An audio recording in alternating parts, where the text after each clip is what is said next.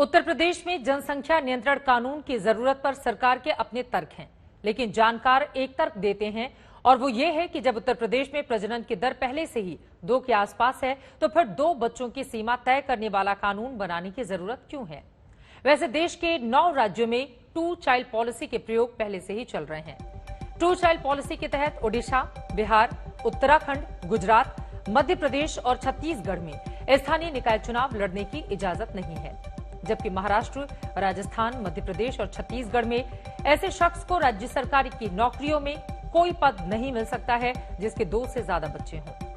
मध्य प्रदेश और छत्तीसगढ़ में यह नीति न्यायिक सेवाओं में भी लागू है। लेकिन अगर उत्तर प्रदेश सरकार में जनसंख्या नियंत्रण कानून लागू होता है तो ऐसा करने वाला वो देश का पहला राज्य होगा। वैसे उत्तर प्रदेश की पहल पर अब देश भर में जनसंख्या नियंत्रण कानून लागू करने की मांग भी उठने लगी है। साल 2019 में स्वतंत्रता दिवस पर प्रधानमंत्री नरेंद्र मोदी ने भी जनसंख्या नियंत्रण की जरूरत बताई थी। देखिए, बेतहासा जो जनसंख्या विस्फोट हो रहा है, ये जनसंख्या विस्फोट हमारे लिए, हमारी आने वाली पीढ़ी के लिए अनेक नए संकट पैदा करता है।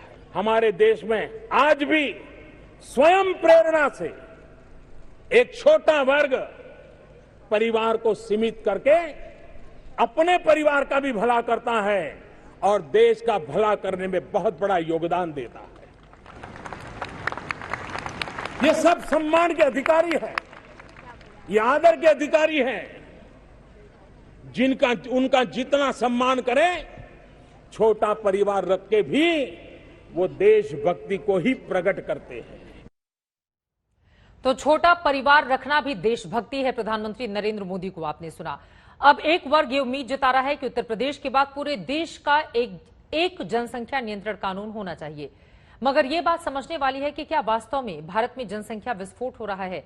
इसका जवाब जानने के लिए आपको भारत की जनसंख्या से जुड़े विश्व बैंक के आंकड़ों पर गौर करना चाहिए। पहली बात तो यह है कि भारत में जनसंख्या में वृद्धि की दर बढ़ी नहीं बल्कि घट रही है। 1990 में यह दर 2.07% थी, जो कि 2018 में 1.02% हो चुकी है। वहीं दूसरी बात यह है कि भारत में जनसंख्या वृद्धि दर दुनिया की औसत दर से कम है। 2018 में दुनिया में जनसंख्या वृद्धि दर करीब 1.1% थी और भारत में करीब 1%। तीसरी बात यह है कि प्रजनन दर भी भारत में दुनिया के मुकाबले कम है।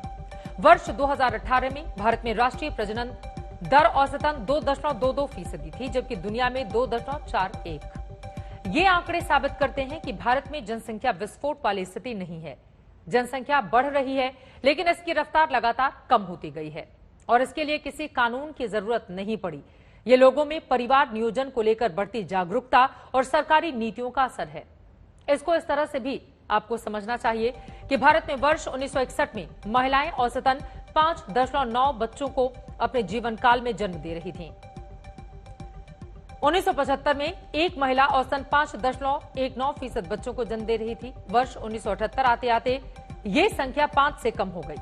1991 में प्रजनन दर 4 से कम हो गई। 2001 में ये औसत 3 के करीब ही रह गया। 2011 में ये घटकर 2.5 के करीब हो गया और अब ये 2 के करीब रह गया है। यानी कि मतलब साफ है, जनसंख्या में वृद्धि दर कम हो रही है। कुछ लोग चीन का उदाहरण देकर भारत में जनसंख्या नियंत्रण कानून की वकालत करते हैं, लेकिन वो ये बात नहीं बताते कि चीन ने एक बच्चे की नीति तब लागू की थी जब वहां जनसंख्या नियंत्रण बेकाबू हो गया था। वर्ष 1957 में चीन में एक महिला औसतन 6.21 बच्चे को जन्म दे रही थी। 1963 में ये 7.41 पर जा पहुंचा था। जब चीन ने 1979 में एक बच्चे की नीति को लागू किया, तब भी वहां पर प्रजनन दर 3 से ज्यादा की थी।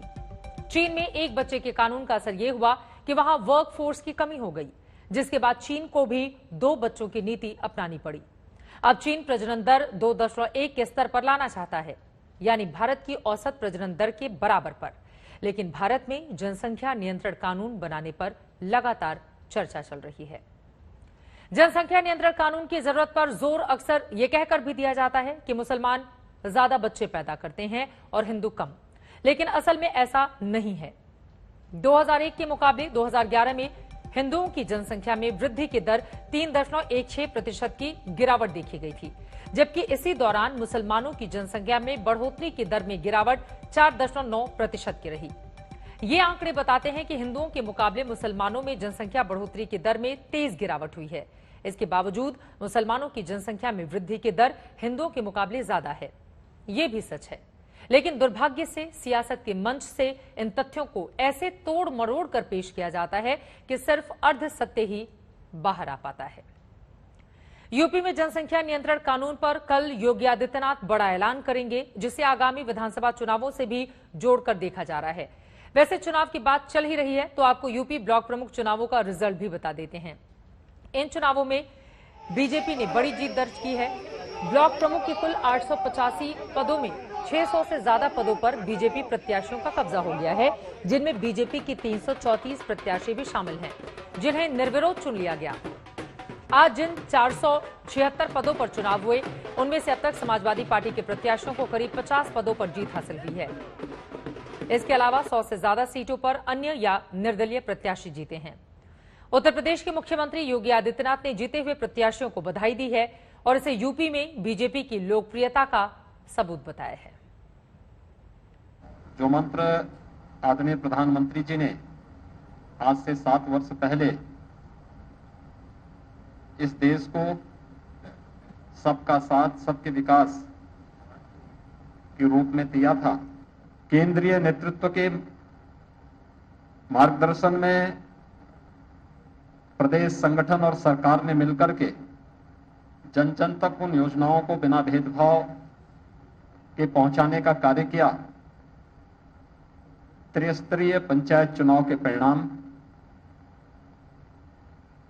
उसके जीवंत उदाहरण है।